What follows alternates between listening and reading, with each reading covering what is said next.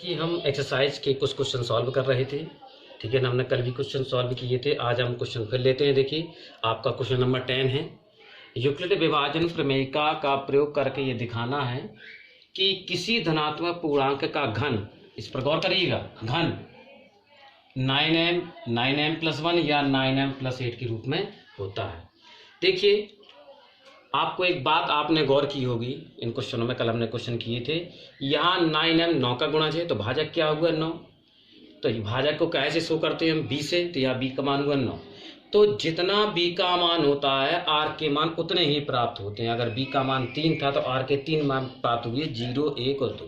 आपने पिछले क्वेश्चन में गौर किए होंगे। अब यहाँ पर अगर भाजक हम 9 लेते हैं तो r के 9 मान प्राप्त होंगे, और जो r के 9 मान यूक्लिड प्रमेय में रखेंगे तो फिर a के 9 मान प्राप्त होंगे। और चूंकि घन करना है तो 9 मानों का करना पड़ेगा हमें घन। तो ये सवाल काफ़ी लंबा आपका हो जाएगा, इसलिए हम आपको थोड़ा सा इस सवाल को क्या करते हैं, शॉर्ट करते हैं। आप जानते हैं जिस संख्या में 9 का भाग जाता है उस संख्या में 3 का भी भाग जाता है। ठीक है ना, तो यह भाजक 9 ना मान के क्या मान लेंगे हम, 3 मान लेंगे। तो यहाँ b बराबर हम लिया भाजक 3। हम यूक्लिड विभाजन प्रमेयिका लगाएंगे। यूक्लिड विभाजन प्रमेयिका से तो क्या होती है, a बराबर BQ प्लस R, जहाँ R बड़ा या बराबर होता है 0 के, R छोटा होता है b से। b का मान 3 रखिए यहाँ पर, तो 3Q प्लस R। यहाँ भी b का मान 3 रखिए। ठीक है ना। अब r के मान कितने प्राप्त होंगे, देखिए r का मान एक तो बराबर 0, 0 प्राप्त होगा, और r का मान बड़ा है 0, 0 से बड़ा 1, 2। अब कहाँ तक लेने, देखिए r छोटा है 3, 3 छोटा मतलब 2 तक। तो r के कितने मान प्राप्त हुए, 3, 0, 1, 2। और अगर हम b का मान 9 लेते, देखिए r का मान 3, b का मान 3 लिया तो r के 3 मान प्राप्त हुए। अगर हम b का मान 9 लेते तो यहाँ r के 9 मान प्राप्त होते। ठीक है ना। अभी r के तीनों मान हम रख देंगे। तो जब r बराबर आप 0 रखते हैं तो a बराबर क्या मिलेगा, a बराबर 3Q, और यहाँ 0 रखेंगे तो प्लस 0 में इतना ही आएगा आपका। अब r का मान रखिए 1, जब r बराबर 1 रखेंगे तो a बराबर कितना मिलेगा, 3Q। यहाँ 1 रखिए तो प्लस 1। अब r बराबर आप 2 रखिए तो ये हो जाएगा 3Q प्लस 2। ठीक है ना, ये a के 3 मान प्राप्त होगा। चूंकि धनात्मक पूर्णांक के घन की, देखिए ये अब इसमें देखिए किसी धनात्मक पूर्णांक की बात हो रही है तो वो धनात्मक पूर्णांक, जो हमने हालांकि ये लिख नहीं पाया हुआ, तो आप इस चीज को समझ लें। किसी धनात्मक पूर्णांक की बात हो रही तो वो धनात्मक पूर्णांक आपका पता है कौन है, a है वो धनात्मक पूर्णांक। तो a के कितने मान प्राप्त हुए, 3। अब इसी धनात्मक पूर्णांक का क्या करना है, घन। तो a के तीनों मानों का आपको घन करना पड़ेगा। तो पहला a का मान कौन है आपका, 3Q। अब इसका क्या करेंगे, आप घन करेंगे। घन के लिए घात 3 लगानी पड़ती है, तो घात 3 यहाँ देखिए और घात 3 यहाँ। AQ 3 का घन कितना होगा, 9, और Q ये Q घात 3। अब देखिए घन किस रूप में रखना है, हमें 9 के गुणज में रखना है।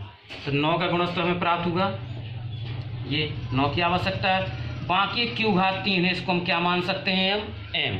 अब आप सोच रहे हैं M कहाँ से आ गया, कहीं से जाना नहीं। आपको क्वेश्चन देखिए, क्वेश्चन ने घन में क्या रखा हुआ है, m रखा हुआ है। तो 9 के गुणज में जो संख्या आएगी आपकी उसको आपको m मान लेना है। 9 के गुणज में जो संख्या आएगी वो उसको हम m मान लेना है। तो यहाँ 9 के गुणज में कौन सी संख्या है, q घात 3। तो q घात 3 को हम क्या मान लिया हमने, m। जहाँ m किसको माना हमने, q घात 3 को। ठीक है ना। तो देखिए जो a का मान 3Q था पहला, तो हमने घन के तो किस रूप में आया, 9m के रूप में आया। इसी रूप में देखिए हमें इसको लाना था। ठीक है ना। अब a का मान दूसरा है आपका, a का मान 3Q प्लस 1। तो देखिए जरा, हम a बराबर लेते हैं 3Q प्लस 1, इसका घन करेंगे हम। तो देखिए AQ बराबर 3Q प्लस 1 का घन। आपको a प्लस b का होल क्यू आता होगा, तो a प्लस b का होल क्यू इसमें अप्लाई कर देंगे। क्या होता है, AQ plus BQ plus 3AB into कोष्टक में a plus b। AQ plus BQ plus 3AB कोष्टक में a प्लस b। थोड़ा हल कर लेंगे। 3 का घन कितना, 27। ये q घात 3 हो जाएगा। 1 का घन तो 1 ही होता है। ये 3 त्रिका 9, 9 एकम 9, 9 क्यूब आ जाएगा और कोष्टक में 3 क्यूब प्लस 1, 27 क्यूब घात 3 प्लस 1, 9 क्यूब अंदर गुणा करिए, 9 3 27 क्यूब गुणा क्यूब में करिए, क्यूब स्क्वायर हो जाएगा और 9 क्यूब गुणा जब एक मार गए 9 क्यूब होगा आपका। ठीक, अब देखिए ये तीनों 9 की गुणज है तो इसमें से 9 कॉमन ले लें आप, क्योंकि तीनों में 9 का भाग जाएगा। ठीक है, 9 कॉमन लिए तो 9 3 27, 3 क्यूब घात 3, 9 3 27, 3 क्यूब स्क्वायर, 9 कॉमन लिया तो यहाँ पर क्यूब। आप सोच रहे होंगे कि 9 के साथ साथ क्यूब भी तो कॉमन आ रहा, लेकिन क्योंकि हमें केवल 9 के गुणज में रखना है इसलिए आपको क्यूब कॉमन लेने की आवश्यकता नहीं। ऐसा नहीं कि आप ले नहीं सकते, बिल्कुल ले सकते हैं। और प्लस 1 ये अलग से तो लिख दीजिए। देखिए हमने क्या बताते हैं, 9 के गुणज में जो संख्या आएगी उसको आपको m मानना है। तो 9 के गुणज में ये संख्या आ गई, इसको आप m मान लेंगे तो 9m प्लस 1। जहाँ m किसको माना आपने, जहाँ m बराबर माना आपने 3 क्यूब घात 3 plus 3 cube square plus cube. तो देखिए दूसरे जो a का मान था, दूसरा जो पूर्णांक था उसका हमने घन किया, वो घन किस रूप में आया, 9m प्लस 1 के रूप में। यही हमें देखो सिद्ध करना था। अब तीसरी संख्या है आपकी पूर्णांक, उसको हम लेके चलेंगे। अब है a बराबर 3 क्यूब प्लस 2, इसका घन करेंगे आप तो a घात 3 बराबर 3 क्यूब प्लस 2 होल घात 3। तो देखिए a घात 3, a प्लस बी बोल के फिर लगाएंगे इसमें तो a cube plus b cube plus 3ab, a का मान ये है और b का मान ये है और कोष्टक में a प्लस b। ठीक है, हल करिए। 3 तक 9 3 27, 27 क्यूब घात 3, 2 का घन कितना 8, 3 तक 9, 9 दूनी 18 क्यूब और कोष्टक में 3 क्यूब प्लस 2। ठीक है, तो 27 क्यूब घात 3 प्लस 8 प्लस 18 क्यूब का अंदर गुणा करिए, 18 3 54 और क्यूब गुणा क्यूब स्क्वायर हो जाएगा। 18 क्यूब गुणा 2 में करिए तो 18 2 36 क्यूब हो जाएगा। ठीक, अब देखिए ये 9 का गुणज है क्योंकि 9 का भाग जा रहा, इसमें भी 9 का भाग, इसमें भी, तो तीनों में 9 कॉमन ले लिया। 9 3 27, 3 क्यूब घात 3, 9 6 54 6 क्यूब स्क्वायर, 9 4 36 4 क्यूब और प्लस जी 8 अलग बचा है तो अलग से लिख दीजिए। अब ये 9 के गुणज में जो संख्या आ रही है हमने बताया था, इसको आपको m मानना है तो 9m प्लस 8 हो गया। जहाँ आपने m किसको माना हुआ है 3 क्यूब घात 3 plus 6 cube square plus 4 cube. देखिए तो हमने तीसरा पूर्णांक a बराबर 3 क्यूब प्लस 2 था, इसका घन किया तो किस रूप में 9m प्लस 8 के रूप में प्राप्त हुआ। यही हमें देखो सिद्ध करना था। तो हमें जो 3 पूर्णांक प्राप्त हुए थे, हमने तीनों का जब घन किया तो किस रूप में प्राप्त हुआ, देखिए 9m के रूप में प्राप्त हुआ, 9m प्लस 1 के रूप में प्राप्त हुआ और 9m प्लस 8 के रूप में प्राप्त हुआ। यही हमें क्वेश्चन क्या कह रहा था, पूछ रहा था। ठीक है ना, तो ये आपका क्वेश्चन सिद्ध हो जाता है। देखिए एक क्वेश्चन और लेके चलते हैं, क्वेश्चन नंबर 14। यूक्लिड विभाजन प्रमेयिका का प्रयोग करते हुए हमें ऐसी सबसे बड़ी संख्या ज्ञात करनी है जिससे इन तीनों में भाग दें तो शेषफल कितना अंक बचना चाहिए, 7 11 और 15। इस क्वेश्चन का बेस समझेंगे पहले। जैसे आप जानते हैं कि 7 का भाग अगर हम 18 में दें तो 7 दूनी 14, कितना शेष बचा, 4 शेष। पता है 4 शेष क्यों बचा, क्योंकि 7 का भाग हमने 18 में दिया तो ये 4 शेष किस में से बचा, ये 4 शेष बचा है 18 में से। अगर ये 18 में से 4 घटा दें तो कितना बचेगा, 14। अब 7 का भाग जब 14 में देंगे, 7 दूनी 14, तो ये पूरा कंप्लीट डिवाइड हो जाएगा, कोई भी शेष नहीं बचेगा। तो एक तो चीज़ समझ में आ रही, जो शेष बचता है वो चीज़ हमें घटानी पड़ती है। अब इस शेषफल कितना बच रहा है, 7 11 15। तो पहले हम क्या करेंगे, ये शेषफल हम घटा देंगे। लेकिन इसके पहले एक चीज़ और समझनी है, ठीक है ना। आपने छोटी क्लास में पढ़ी होगी, यहाँ बात हुई सबसे बड़ी संख्या की, ठीक है ना। सबसे बड़ी संख्या की आपने पढ़ा होगा छोटी क्लास में कि सबसे बड़ी संख्या जब पूछी जाती है तो वहाँ क्या निकाला जाता है, मासा, और सबसे छोटी संख्या पूछ जाती है वहाँ निकाला जाता है लासा। लेकिन अब आप थोड़ा तरीका बदलें, क्योंकि क्वेश्चन में हो सकता है ये वर्ड यूज किए गए हों या ना किए गए हों। तो जरूर नहीं कि मान लो क्वेश्चन में यूज किए गए हैं वर्ड, तब तो आप समझ जाएंगे कि यहाँ लासा निकालना कि मासा निकालना।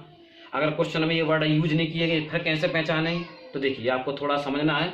देखिए क्या कह रहा है, जिस ऐसी संख्या आपको बतानी, क्वेश्चन पे आइए, जिससे इन तीनों में भाग दे। अब जब जिस संख्या से इन तीनों में भाग दिया जाएगा, जैसे हमने 18 का भाग दिया है, 18 में भाग दिया किसका, 7 का, तो जब इन तीनों में किसी संख्या का भाग दिया जाएगा तो अमूमन सोचिए वो संख्या इन तीनों से बड़ी होगी कि छोटी होगी। ठीक है ना, थोड़ा विचार करिए।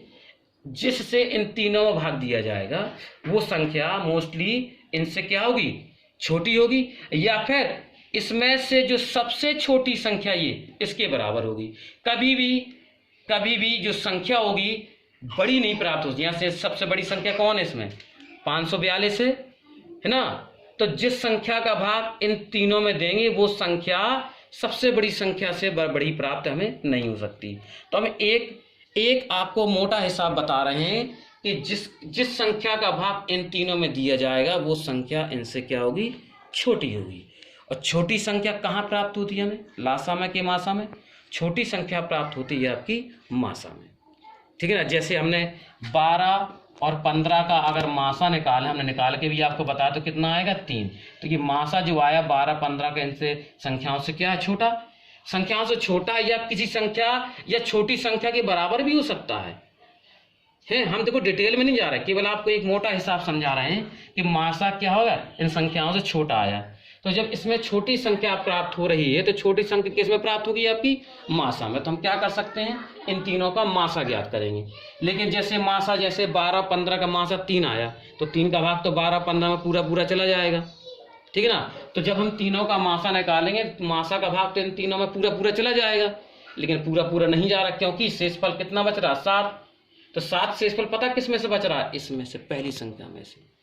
और 11 शेषफल दूसरी संख्या में से, और 15 शेषफल तीसरी संख्या में। जो शेषफल प्राप्त हो रहे हैं तो वो शेषफल पहले इन तीनों में से हम क्या कर देंगे, घटा देंगे। क्योंकि जब शेषफल घटाते हैं और घटाने पर जब मासा निकलेगा, जैसे हमने शेषफल यहाँ घटाया था, तो जिस संख्या का भाग इसमें देंगे घटाने के बाद फिर वो कंप्लीट डिवाइड चला जाएगा। और जिसका कंप्लीट डिवाइड जाएगा, 3 का कंप्लीट डिवाइड जाएगा इन दोनों में, तो 3 क्या कहलाएगा, इन दोनों का मासा कहलाएगा। सबसे पहले हम क्या करेंगे, ये शेषफल इन तीनों में से हम घटा देंगे। तो हम 398 में से पहला शेषफल घटाएंगे 7, घटाइए कितना होगा, 391। अब दूसरी संख्या 436, तो 436 में से घटाएंगे हम 11, तो घटाइए, 6 में से 1 गया 5 और 3 में से 1 गया 2, 425। अब तीसरी संख्या है 542, तो 542 में से घटाएंगे हम 15, तो 12 में से 5 घटाइए 7, 3 में से 1 घटाइए 2, ये आ गई 527। ठीक है ना, एक बार चेक कर लीजिएगा घटाना आप लोग। ठीक, अब तीनों का निकाल लेंगे हम मासा। मासा आपको समझाए क्यों निकालना है। तो इसमें 2 संख्या ले लें, कोई भी शुल्क, जैसे हमने ये दोनों ली। छोटी कौन है इसमें, 391, तो 391 का हम क्या करेंगे, इसमें भाग करेंगे 425। 391 का भाग इसमें देंगे, एक बार जाएगा, घटाइए, 5 में से 1 गए 4 है, और यहाँ बाहर से लीजिए, 12 में से 9 के कितने, 3, ठीक, 34 आया। अब अगर आपको डिटेल नहीं लिखनी, जैसे हमने कल लिखा था भाज्य बराबर भाजक, तो आप सीधा क्या कर सकते हैं, जो 34 बचा हुआ है, अब उस 34 का भाग हम क्या करेंगे, ऊपर वाले भाजक में करेंगे, 391। तो देखिए करिए, आप जानते हैं 34 का भाग करें, 34 से कम 34, कितना बचा आपके पास, 5 और 1। अब 34, ठीक है, 34 का भाग किया हमने, अब 51 बचा, तो 34 दूनी ज़्यादा हो जाएगा, 34 से कम 34, 11 में से 4 7 और 4 में से 3 आपका 1, 17 बचा। अब जो 17 भाजक शेषफल बचा, इस शेषफल का भाग फिर ऊपर वाले भाजक में देंगे 34 में, तो 17 दूनी कितना आ गया, 34। ठीक है, अगर आपकी 2 संख्याएं होती तो ये मासा आपका ये 17 आ जाता। ले अब एक संख्या और रही है, तो लास्ट जो भाजक आया हुआ है 17, उसका भाग 30 संख्या में देंगे आप। तो 17 का भाग हम तीसरी संख्या में दे रहे हैं 527 में। ठीक है, तो 17 3 51, 1 बचा 7, तो 17 एकम 17। ठीक है ना, तो लास्ट भाजक क्या हुआ आपका, लास्ट भाजक हुआ आपका 17, तो मासा कितना हुआ मासा हुआ 17। लेकिन सवाल ने मासा तो नहीं मांगा था, लेकिन सवाल का जो सेंस निकला वो मासा से निकला, इसलिए हम आंसर वही छोड़ेंगे जो सवाल ने पूछा। सवाल क्या कह रहा था? सबसे बड़ी संख्या ज्ञात कीजिए। तो अभी हमारी अभीष्ट संख्या आ गई, अतः ऐसा भी लिख सकते हैं, अभीष्ट संख्या लिख सकते हैं, अतः सबसे बड़ी संख्या बराबर 17। ठीक है, तो आज हमने फिर से 2 क्वेश्चनों के बारे में आपको जाना, आपको समझ में आए होंगे। अगर आपको लगता है कि कोई चीज़ आपको ऐसी है जो अनक्लियर है तो आप इसको जो है पूछ सकते हैं। ठीक है ना, आज के लिए फ़िलहाल इतना ही, मिलते हैं नेक्स्ट वीडियो में।